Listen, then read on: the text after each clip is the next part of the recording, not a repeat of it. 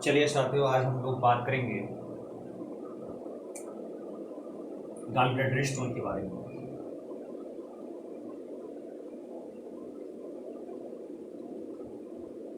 ठीक है, बेसिकली जो गॉल ब्लैडर होता है तरीके से, ठीक है, ये हमारे लीवर में होता है, यानी लीवर से ये जुड़ा हुआ होता है। आप लोगों ने पढ़ा होगा 9 रीजन, ये हमारे राइट हाइपोकॉन्ड्रियम में होता है। ठीक है, यानी लीवर राइट हाइपोकॉन्ड्रियम में होता है, उसी से ये गॉल ब्लैडर जुड़ा हुआ होता है। ठीक है, क्योंकि गॉल ब्लैडर अगर देखा जाए तो एक तरीके से स्टोरेज का काम करता है। इसमें बाइल जूस होता है। क्या होता है? Bile juice. और ये बाइल जूस का जो फंक्शन होता है एक तरीके से, ये हमारे डाइट में जो फैटी मिल्स होते हैं उसको तोड़ने के लिए रिस्पॉन्सिबल होता है बाइल जूस। यानी ऐसे लोग जो फैटी मिल ज़्यादा लेते हैं, है ना, तो उसमें बाइल जूस का रिक्वायरमेंट बढ़ जाता है। और यानी जब हम खाना खाते हैं, ठीक है, यानी जब हमारे स्टमक में इसोफेगस से होता हुआ स्टमक में खाना आता है, उसके बाद ड्यूडेनम में आता है। तो जैसे ही खाना ड्यूडेनम में आता है तो, है ना, तो इसको पता चल जाता है कि इसमें फैटी मील है कि नहीं है। तो अगर फैटी मील होता है तो ये संदेश या मैसेज भेजता है गॉल ब्लैडर को कि भैया यहाँ पे फैटी मील आया हुआ है, अब बाइल जूस आपको निकालना है। तो बाइल जूस, पूरा का पूरा बाइल जूस ये गॉल ब्लैडर ड्यूडेनम में झोंक देता है। ठीक है, पूरा का पूरा निकाल देता है, ताकि आप क्योंकि ये जो बाइल जूस एक तरीके से छोटे छोटे मॉलिक्यूल्स में फैट को तोड़ देता है, साथ ही साथ उसके एब्जॉर्प्शन में इसका, क्योंकि एब्जॉर्प्शन के लिए भी रिस्पॉन्सिबल होता है। ठीक है, जब ये छोटे छोटे मॉलिक्यूल्स में टूट जाता है तो पैनक्रियाज से निकलने वाला पैनक्रियाटिक लाइपेज इसको, है ना, मोनोमर फॉर्म में तोड़ देता है और ये बाइल जूस उसके एब्जॉर्ब कराने के लिए भी रिस्पॉन्सिबल होता है। ठीक है, तो बात ये समझिए, यानी डाइट में हम लोग जो फैटी मील, तेल, भुना हुआ चीज या मिर्च, है ना, तेल भुना हुआ चीज या बहुत ज्यादा, है ना, जिसमें घी वगैरह, है ना, ज्यादा हो, मक्खन हो, तो उसमें ये बाइल जूस उसके लिए रिस्पॉन्सिबल होता है, उसको तोड़ने की, एसिडिफिकेशन के लिए। ठीक है ना। तो बेसिकली हम लोगों ने थोड़ा सा ये देखा कि बाइल जूस का क्या फंक्शन है और उसी से रिलेटेड गॉल स्टोन होता है।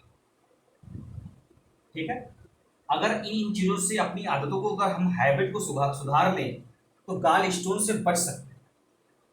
ठीक है, बेसिकली ऐसे लोग जो ओबीज हैं, यानी मोटापा उनका ज्यादा है, जाहिर सी बात है कि अगर जिसमें ओबी यानी मोटापा ज्यादा होगा तो उसकी ब्लड में कोलेस्ट्रॉल लेवल बढ़ा हुआ होगा।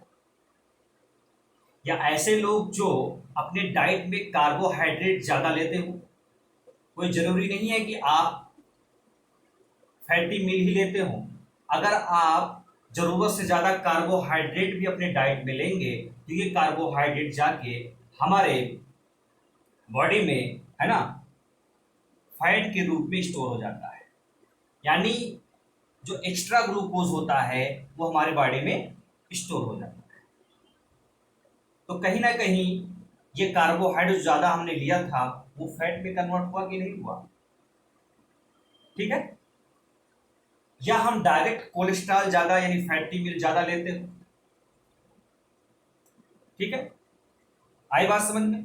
दूसरी चीज ये होती है कि ऐसे लोग जो डायबिटिक हों, अब डायबिटिक में क्या होता है, जो गॉल ब्लैडर है, गॉल ब्लैडर के चारों तरफ ब्लड सप्लाई होती है, ब्लड सप्लाई होती है, ये ब्लड वेसल्स है। ठीक है, तो होता क्या है कि जो डायबिटीज होने की वजह से यहाँ पे ग्लूकोज का कंसंट्रेशन बढ़ा होता है, तो इस दीवार को कमजोर कर देता है ना। यानी एंजियोपैथी होने लगती है, ब्लड वेसल्स वीक हो जाता है, तो उसकी वजह से यहाँ पे सर्कुलेशन, ब्लड सर्कुलेशन कम हो जाता है। तो ब्लड सर्कुलेशन कम होने की वजह से जो हमारा गॉल ब्लैडर है उसकी जो दीवार है उसको प्रॉपर न्यूट्रिशन नहीं मिल पाता, जिसकी वजह से ये प्रॉपर काम नहीं कर पाता। यानी इसका फंक्शन जो हो जाता है एक तरीके से, फंक्शन ये डिसफंक्शन हो जाता है एक तरीके से। जो इसका नॉर्मल फंक्शन होता है वो नहीं रहता। क्यों? क्योंकि इसको प्रॉपर न्यूट्रिशन नहीं मिलता। अगर न्यूट्रिशन नहीं मिलेगा तो आप खुद समझिए कि ये कैसे काम कर पाएगा। इसका कॉन्ट्रैक्शन यानी जो जो ये जो जितना फोर्स से कॉन्ट्रैक्ट करता है उतना फोर्स से कॉन्ट्रैक्ट नहीं कर पाएगा। आई बात समझ में? तीसरी चीज ये होती है कि ऐसे लोग जो अपने डाइट में कोलेस्ट्रॉल ज्यादा लेते हो, तो डाइट में अगर आप कोलेस्ट्रॉल ज़्यादा लेंगे तो ये जो कोलेस्ट्रॉल एक तरीके से हमारी दीवार को कमज़ोर कर देता है, यानी ब्लड वेसल्स को कमज़ोर कर देगा। तो जब ब्लड वेसल्स कमज़ोर हो जाएगा तो यहाँ पे एथेरोस्क्लेरोसिस होने लगता है, फैट का एक्युमुलेशन होने लगेगा। तो फैट का एक्युमुलेशन होने की वजह से फिर वही बात, म्यूकस मेम्ब्रेन को क्या चाहिए? न्यूट्रिशन चाहिए, है ना। ये जो मसल्स हैं इनको क्या चाहिए? न्यूट्रिशन चाहिए। तो ये जब प्रॉपर मात्रा में न्यूट्रिएंट्स नहीं मिलेंगे उनको तो ये इन्फ्लेम्ड हो जाता है। क्या हो जाता है? इन्फ्लेम्ड हो जाता है। आई बात समझ में? तो प्रोस्टाग्लैंडिन बनाने लगता है। अगर म्यूकस कहीं भी इंजरी होती है तो प्रोस्टाग्लैंडिन का फॉर्मेशन होने लगेगा। ठीक है, प्रोस्टाग्लैंडिन। साथ ही साथ डब्ल्यूबीसी भी आने लगेंगे, यानी इन्फ्लामेशन स्टार्ट हो गया। तो इसका फंक्शन क्या हो गया? जो वाल है इसका फंक्शन क्या हो गया? ये जो जिस तरह काम कर रहा था उस तरह काम नहीं कर पाएगा। तो इसके कॉन्ट्रैक्शन की जो प्रॉपर्टी होती, जितना स्ट्रांग ये कॉन्ट्रैक्शन करता है वो उतना स्ट्रांग कॉन्ट्रैक्ट नहीं कर पाएगा। तो कहीं ना कहीं यहाँ पे बाइल जूस पड़ा रहेगा। तो जब बाइल जूस ज्यादा देर तक पड़ा रहेगा तो होता है क्या है कि यहाँ से पानी निकलने लगता है और वो पानी दोबारा हमारे ब्लड वेसल्स में आ जाता है। क्योंकि बाइल जूस का आप अगर कंपोजिशन पढ़ेंगे तो बाइल जूस में मैक्सिमम जो होता है वो क्या होता है? वाटर होता है। बाइल जूस का जो मैक्सिमम कंपोजिशन होता है वो क्या होता है? वाटर होता है। आप लोग ध्यान से समझिएगा इस चीज को। बाइल जूस में मैक्सिमम जो होता है क्या होता है? 97% क्या होता है बेटा? वाटर। और जो रिमेनिंग पोर्शन होता है उसमें क्या होगा? कोलेस्ट्रॉल होगा। कोलेस्ट्रॉल, बाइल साल्ट, ठीक है, लेसाइथिन, फैटी एसिड, ठीक। क्लियर हो रहा है चीज?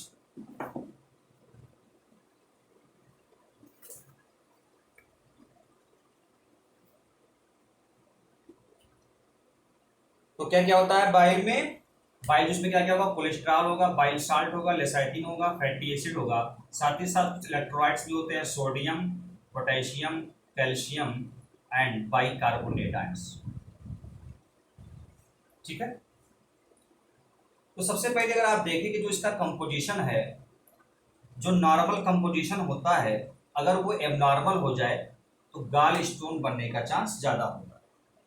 आप ये समझिएगा, ये लीवर है ना, और लीवर में जो डक्ट है, राइट हेपेटिक डक्ट और लेफ्ट हेपेटिक डक्ट, ये है ना, ये राइट हेपेटिक डक्ट है, ये लेफ्ट हेपेटिक डक्ट है, ये कॉमन हेपेटिक डक्ट है, हेपेटिक डक्ट। और एक common hepatic duct cystic duct से मिलकर क्या बना लेता है? कॉमन बाइल डक्ट बना लेता है। ठीक। तो अगर इसका कंपोजिशन जो नॉर्मल होता है बाइल जूस का, अगर वो एबनॉर्मल हो जाए, यानी हमने कहा ना कि अगर ये पूर्ण रूप से, है ना, फुल यानी फोर्स से कॉन्ट्रैक्ट नहीं करेगा तो इसमें बाइल जूस पड़ा रहेगा और ये बाइल जूस हमारे ब्लड वेसल्स में दोबारा यानी जो इसमें वाटर है वो रीएब्जॉर्ब हो जाएगा। तो बाइल जूस कैसा हो जाएगा? कंसंट्रेटेड हो जाएगा। और अगर बाइल जूस कंसंट्रेटेड हो गया तो यहाँ पे जो पड़े हुए कोलेस्ट्रॉल हैं, कोलेस्ट्रॉल या बिलिरुबिन, ठीक है, क्योंकि बाइल जूस में भी बिलिरुबिन भी होता है, बिलिरुबिन, तो कोलेस्ट्रॉल, बिलिरुबिन, है ना, इनका क्या बनने लगेगा? कोलेस्ट्रॉल का क्रिस्टल बनने लगेगा, बिलिरुबिन के ग्रेन्यूल्स बनने लगेंगे।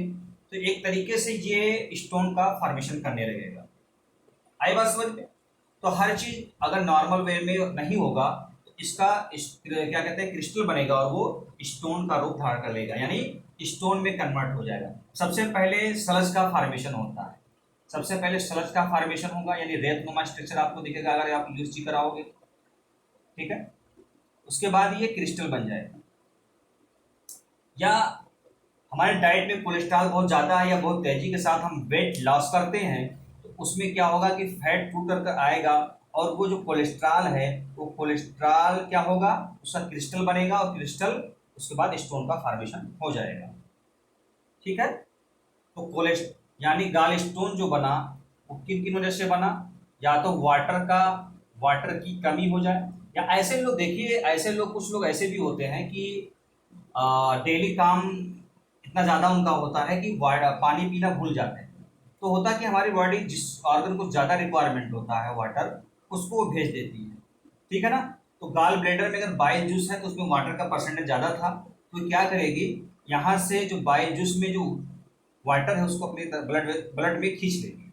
यानी जो ब्लड है उसका जो ऑस्मोलैरिटी होती है ना, या उसकी विस्कोसिटी होती है वो नॉर्मल होती है, मेंटेन होती है, ठीक है, हमेशा। तो वो क्या करेगी, ब्लड अपनी तरफ खींच लेगी। जब जब पानी नहीं पियोगे तो क्या होगा, है ना, तो ये अपनी तरफ खींच लेगी।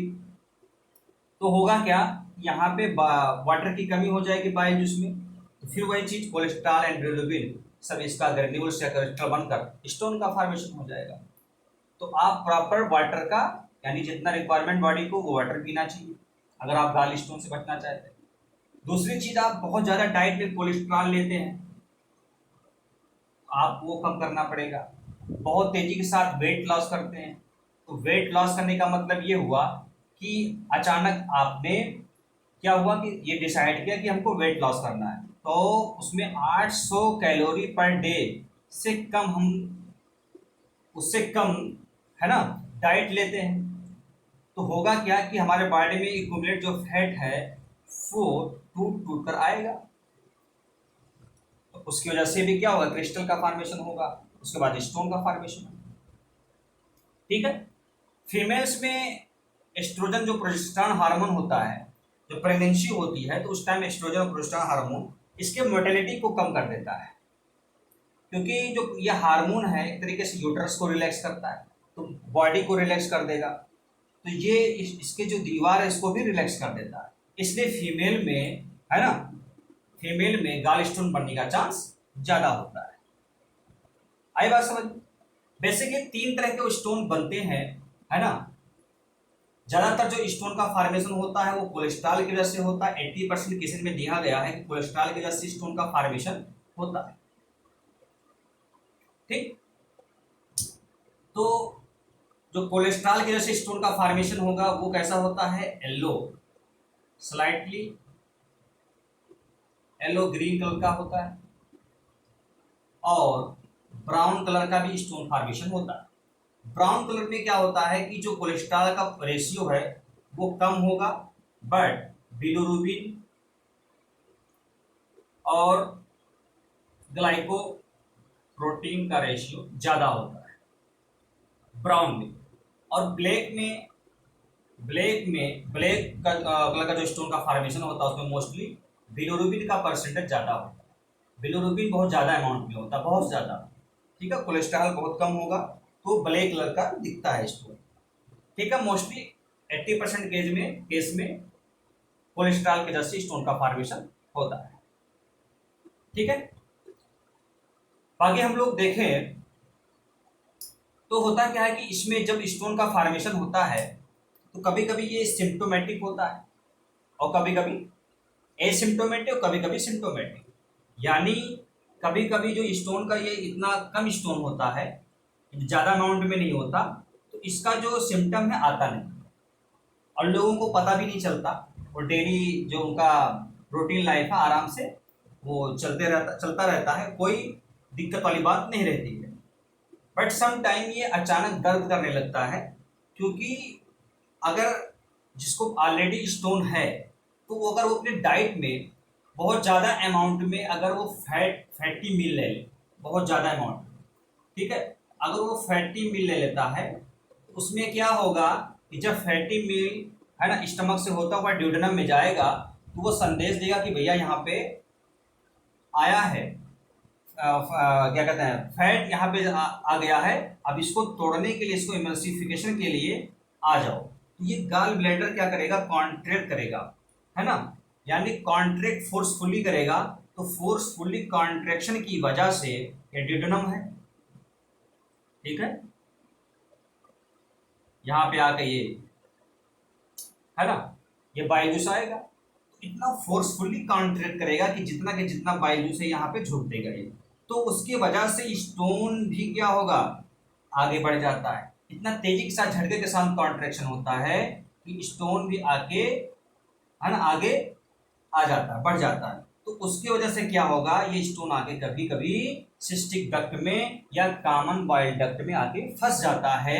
तो सिस्टिक डक्ट या कॉमन बाइल डक्ट में जब वो फंसेगा, अभी तो अगर गाल ब्लैडर में स्टोन था तो उसको क्या बोलेंगे, कोलेलिथियासिस बोलेंगे। क्या बोलेंगे, कोलेलिथियासिस, कोलेलिथियासिस।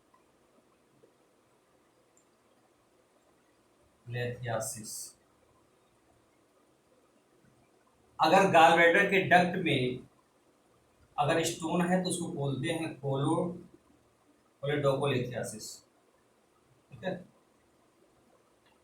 आई बात समझ में। कोलेलिथियासिस मतलब गाल ब्लैडर में स्टोन हो और डक्ट में अगर स्टोन है तो कोलेडोकोलिथियासिस बोलते हैं। कोलेसिस्टाइटिस किसको बोलते हैं, गाल ब्लैडर में अगर इन्फ्लामेशन वगैरह हो तो उसे कोलेसिस्टाइटिस बोलते हैं, जो एक तरीके से इसका कॉम्प्लिकेशन होता है, स्टोन बना उसकी वजह से क्या होगा, इसकी जो दीवारें हैं उसमें इन्फ्लामेशन होता है तो कोलेसिस्टाइटिस भी हो जाता है, ठीक है, अगर इसको ट्रीट ना किया जाए तो, ठीक है, आए बात समझ में। तो हुआ क्या कि जब वो फैटी मील लिया तो पूरा पूरा बाइल जूस ये इसमें झोंक दिया, उसकी वजह से स्टोन आके यहाँ पे फंस गया। तो बहुत तेजी के साथ पेन होता है, यानी पेशेंट आएगा आपको बोलेगा कि डॉक्टर साहब मैंने आज रात में बहुत ज़्यादा खाना खा लिया था जिसमें फैटी मील ज़्यादा थे या चर्बी वगैरह या है ना घी वगैरह ज़्यादा ले लिए थे आज डाइट में, तो उसकी वजह से क्या हुआ, आपको तुरंत दिमाग हो जाना चाहिए कि इसको पहले से गाल स्टोन था, वो गाल स्टोन अब आके डक्ट में फंस गया है, ठीक है। कभी कभी गाल ब्लैडर में है ना जो पड़ा हुआ स्टोन कॉमन बाइल डक्ट में आ जाता है, तो उसकी वजह से क्या हो जाता है, पैनक्रियाटाइटिस हो जाता है। अगर वो कॉमन बाइल डक्ट में आके फंस जाएगा और कॉमन बाइल डक्ट से सरकता हुआ आ जाएगा कहाँ, हिपैटिक पैनक्रियाटिक डक्ट में, यानी यहाँ से जो डक्ट आता है और ये कॉमन बाइल डक्ट दोनों मिलकर क्या बनाते हैं, हिपैटो पैनक्रियाटिक डक्ट। और अगर उसमें फंस गया तो होगा क्या कि ये जो एंजाइम इतना स्ट्रांग एंजाइम रखता है वो उसी में रिलीज कर देगा और पूरा का पूरा अपना खुद को खा लेगा, यानी पैनक्रियाज को भी खा लेगा और उसमें मौजूद जितनी भी ऑर्गन सबको क्या कर लेगा, डाइजेस्ट कर लेगा। तो एक्यूट पैनक्रियाटाइटिस कॉम्प्लिकेशन है किसका, गाल स्टोन का, ठीक है, क्लियर है। और आई चीज तो होता क्या है कि मैंने आपको बताया, ठीक है, और उसके बाद में अगर आप देखें तो जो लिथोजेनेसिटी की टेंडेंसी होती है, यानी स्टोन फॉर्मेशन का जो टेंडेंसी है वो किसके वजह से बढ़ जाता है, यानी अगर आप डाइट में कोलेस्ट्रॉल ज़्यादा लेते हो, मैंने बताया आपको, ठीक है, साथ ही साथ है ना डायबिटीज, ऐसा पेशेंट लोग डायबिटीज पहले से उनका रहा हो तो उसमें ये टेंडेंसी बढ़ जाती है लिथोजेनेसिटी, ठीक, ये तो समझ में आया आपको। उसके बाद हम लोग आगे बढ़ते हैं। देखिए अगर इसको ट्रीट ना किया जाए, इसको अगर ट्रीट ना किया जाए तो होता क्या है, अगर कॉम्प्लिकेशन की बात करें, सिम्टम में क्या होता है, देखिए सिम्टम में देखिए गॉल ब्लैडर का अगर स्टोन है तो सिम्टम में होगा क्या कि राइट हाइपोकॉन्ड्रियम में पेन होगा, राइट हाइपोकॉन्ड्रियम में पेन होगा, और ये बैक यानी शोल्डर में भी पेन होता है, राइट साइड, है ना, back side, shoulder, right side, ठीक। नाउजिया होगा, वोमिटिंग होगी, ठीक है। कभी कभी हिचकी भी आती है, इसको बोलते हैं हिक्कप, हिक्कप, हिक्कप माने हिचकी क्यों आती है, क्योंकि जब गॉल ब्लैडर, आप जानते होंगे कि जो हमारा गॉल ब्लैडर एक तरीके से डायफ्राम के जस्ट नीचे होता है, यहाँ पे राइट साइड में, और ये जो गॉल स्टोन है ना, ये एक तरीके से इरिटेशन काज करता है, उसके वजह से ये जो दीवार है गॉल ब्लैडर की वो इन्फ्लेम्ड हो जाती है, इसका साइज बढ़ जाता है, ठीक है। तो साइज बढ़ने की वजह से, इन्फ्लामेशन होने की वजह से ये लीवर को धक्का मारता है, ठीक है। और जब ये लीवर किसको पुश करता है, लंग्स में जो मौजूद गैस है ना, लंग्स ये पुश करता है ना, उसकी वजह से जो वोकल कार्ड है एक इस तरह की आवाज आती है, ठीक है। तो कभी कभी ये भी पेशेंट में देखा गया, ठीक, क्लियर हो रहा है चीज, तो सिम्टम में समझ में आपको। अब कॉम्प्लिकेशन अगर देखें, गॉल स्टोन का कॉम्प्लिकेशन क्या है, गॉल स्टोन का कॉम्प्लिकेशन अगर देखें, अगर सही समय पे इसको इलाज ना किया जाए, ठीक है, ये गॉल ब्लैडर का नेक है, उसके बाद ये डक्ट होता है, ठीक। तो अगर यहाँ पे मौजूद जो स्टोन है, गॉल स्टोन, अगर इसको ट्रीट ना किया जाए तो ये अपना अमाउंट बढ़ा लेगा, तो बढ़ाने की वजह से जब ये हैवी हो जाएगा तो यहाँ पे मौजूद, क्योंकि ये बाइल जिसमें तैरता रहता है, लेकिन जब ज़्यादा अमाउंट हो जाएगा तो ये नीचे बैठ जाएगा, तो नीचे बैठने की वजह से ये दीवार पर क्या करेगा, इरिटेशन काज करेगा, और जो दीवार पे इरिटेशन काज करेगा तो क्या हो जाएगा, कोलेसिस्टाइटिस हो जाएगा, इन्फ्लामेशन हो जाएगा गॉल ब्लैडर में, तो कोलेसिस्टाइटिस। कभी कभी दो तरह का कोलेसिस्टाइटिस होता है, एक एक्यूट कोलेसिस्टाइटिस, एक क्रोनिक कोलेसिस्टाइटिस। अचानक बहुत तेजी के साथ दर्द होने लगा, क्यों, क्योंकि उस रात उसने बहुत ज्यादा अमाउंट में फैटी मील ले लिया था, फोर्सफुली कॉन्ट्रैक्शन होने की वजह से ये जो स्टोन हुआ यहाँ आके फंस गया, स्टोन आके फंसा, तो जब स्टोन आके फंसा तो बाइल जूस क्या हो गया, रुक गया, उसको क्या बोलते हैं, कोलेस्टेसिस बोलते हैं, कोलेस्टेसिस। कोलेस्टेसिस का मतलब क्या होता है कि बाइल जूस का जो है ना फ्लो था वो रुक गया, है ना, अब ये यहीं पे पड़ा रह गया, तो इसको बोलते हैं कोलेस्टेसिस। तो कोलेस्टेसिस होने की वजह से हुआ क्या, यहाँ यहाँ पे मौजूद जो वाटर था वो ब्लड में आ गया, ठीक है। जब ब्लड में आ जाएगा तो जो स्टोन है वो नीचे बैठ जाएगा, तो होगा क्या कि यहाँ पे जो मौजूद बैक्टीरिया होते हैं उस तरीके से, एक्चुअली जब रास्ता क्लियर होता है, यानी आप ये स्टोन नहीं आके फंसा रहता है, तो ये बाइल जो बाहर निकलता रहता है, और गट के द्वारा बैक्टीरिया जो है हमारे स्टूल के रास्ते से बाहर निकलते रहते हैं, वॉश आउट होता रहता है। लेकिन अगर स्टोन आके यहाँ पे फंस जाए तो ये वॉश आउट नहीं हो पाएगा, तो बैक्टीरिया यहाँ पनप जाते हैं, और एक तरीके से जो ये स्टोन है, स्टोन के आसपास ज़्यादा पनपते हैं, क्योंकि वहाँ उनका ठहराव हो जाता है ना, वो उसी के सहारे रुक जाते हैं, ये स्टोन है इसी के सहारे ये रुक गए, ठीक है। तो बैक्टीरिया जब पनप जाते हैं तो एक तरीके से क्या कॉम्प्लिकेशन हो जाता है, कोलेसिस्टाइटिस, है ना, कोलेसिस्टाइटिस। अचानक दर्द हुआ तो इसको एक्यूट कोलेसिस्टाइटिस बोला जाता है, धीरे धीरे दर्द रहता है, फिर ठीक हो जाता है, फिर दर्द रहता है, ठीक हो जाता है, उसको क्रोनिक कोलेसिस्टाइटिस बोला जाता है। आपको ये चीज क्लियर होगा कि कैसे बैक्टीरिया पनपते हैं, ठीक। कभी कभी क्या होता है कि जो ये स्टोन आके यहाँ पे फंसा है ना, कोलेस्टेसिस हो गया, और उसके वजह से होता क्या है कि इन्फ्लामेशन होने की वजह से है ना, जो गॉल ब्लैडर की म्यूकस मेम्ब्रेन होती है वो म्यूकस ज़्यादा रिलीज करने लगती है, एकदम भर देती है पूरा, तो उसके उसको क्या बोलते हैं, म्यूकोसील बोलते हैं। क्या बोलते हैं, म्यूकोसील। ठीक है, म्यूकोसील बोलते हैं। उसके बाद अगर ये म्यूकोसील पस में कन्वर्ट हो जाए तो उसको क्या बोलते हैं, पायोसील बोलते हैं, पायोसील बोलते हैं। क्लियर हो रहा है चीज। उसके बाद अगर देखें तो ये जो गॉल ब्लैडर है, अगर ये गॉल ब्लैडर कैल्सिफाइड हो जाए, है ना, कैल्शियम का डिपोजिशन हो जाए, हार्ड हो जाए, तो उसको बोलते हैं पोर्सेलिन। क्या बोलते हैं, पोर्सेलिन। ये टर्मिनोलॉजी आपको पता होना चाहिए, पोर्सेलिन बोलते हैं, PORCELIN, पोर्सेलिन। ठीक है। कभी कभी क्या होता है कि जो गॉल ब्लैडर एक तरीके से इसमें एक बैक्टीरिया पनप जाता है, यानी स्टोन का हमने बताया ना, कोलिस्टिस होने की वजह से बैक्टीरिया ज्यादा पनपते हैं। तो होगा क्या कि जो गॉल ब्लैडर है इसमें एक क्लोस्ट्रीडियम नामक बैक्टीरिया पनप जाता है, क्लोस्ट्रीडियम। और ये क्लोस्ट्रीडियम बैक्टीरिया जो होता है एक तरीके से, है ना, गैस फार्मिंग बैक्टीरिया है, गैस फार्मिंग बैक्टीरिया। कौन सा बैक्टीरिया है, गैस फार्मिंग बैक्टीरिया।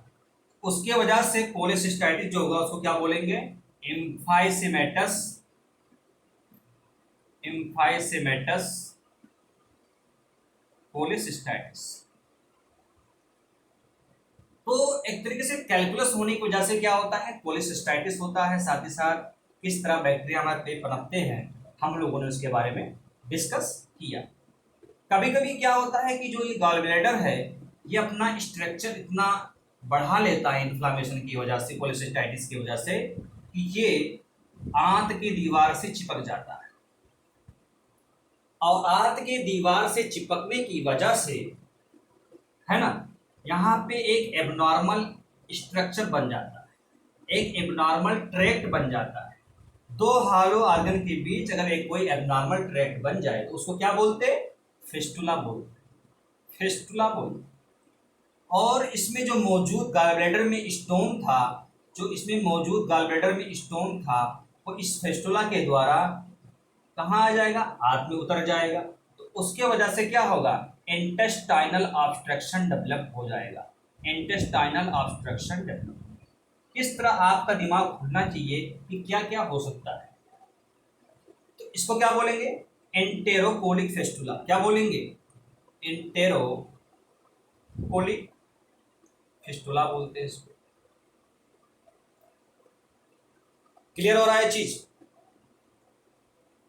ओके। साथ ही साथ अगर हम लोग डिस्कस करें तो कभी कभी क्या होता है ना, तो अगर सिम्टम में nausea, vomiting, pen, Murphy sign, है ना, दबाने पर दर्द महसूस होगा, है ना, कभी कभी लंप का भी एहसास होता है। ठीक है, तो ये सारी के सारी चीजों को देखने को मिलता है। ट्रीटमेंट की अगर बात करें तो ट्रीटमेंट में कभी कभी पेन किलर मेडिसिन देने से ठीक हो जाता है ना। एंटी स्पाज्मोटिक ड्रग भी दिया जाता है, एंटी स्पाज्मोटिक ड्रग चलाते हैं, लाइक रोटावेरिन या डाइसाइक्लोमिन, है ना। स्टमक पेन में मेफनेमिक एसिड भी दिया जाता है। अगर इन्फेक्शन वहां पे बढ़ गया है तो एंटीबायोटिक भी चलाते हैं, एंटीबायोटिक चलाते हैं, सिफेलोस्पुरिन ग्रुप का कोई भी, है ना, थर्ड जनरेशन उसमें चलता है